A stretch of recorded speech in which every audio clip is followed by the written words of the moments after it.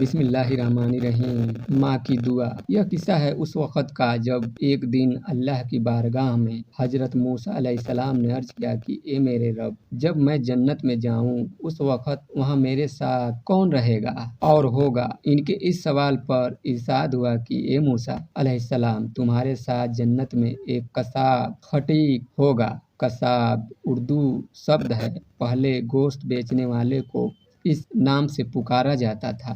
हज़रत मूसा अलैहिस्सलाम यह सुनने के बाद कुछ थोड़ा हैरान सा हुए और फिर कुछ सोचते हुए कसाब खटीक की तलाश में निकल पड़े और एक जगह जहाँ पर गोश्त की दुकानें लगती थी वहाँ वह गोश्त की दुकान पर पहुँचे और देखा कि वहाँ एक कसाब गोश्त बेच रहा था और वह अपने खरीदारों के साथ काफ़ी मसरूफ़ दिखाई दे रहा था। हज़रत मूसा अलैहिस्सलाम ने उससे कुछ न बोले तो चुपचाप उसके कारोबार को निहारते रहे। आखिरकार शाम का वक़्त हुआ और आपने देखा कि अब तक उसने अपना कारोबार ख़त्म कर लिया था और वह एक गोश्त का टुकड़ा अपने कपड़े में रख कर अपने घर की तरफ चल दिया। हज़रत मूसा अलैहिस्सलाम ने उस गोश्त बेचने वाले के घर खुद को मेहमान बन जाने की इजाज़त मांगी। इसके लिए वह राज़ी भी हो गया और उन्हें अपने साथ अपने घर ले गया। इसके बाद कसाब ने गोश्त पकाया और रोटियां भी बनाई। खाना पकाकर जाने के बाद उस गोश्त के कारोबारी ने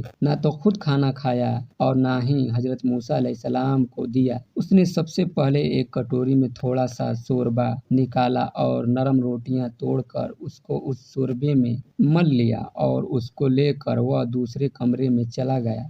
वहाँ उस कमरे में एक बूढ़ी औरत आराम फरमा रही थी। इसने उनको धीरे से उठाया और बड़े प्यार से खाना खिलाया और खाना खा चुकने के बाद फिर वापस उन्हें आराम करने के लिए लिटा दिया। इसके बाद उसके कान में इस बूढ़ी औरत ने कुछ कहा जिसे सुनकर गोश्त बेचने वाले कारोबारी के चेहरे पर एक मुस्कुराहट दौड़ गई।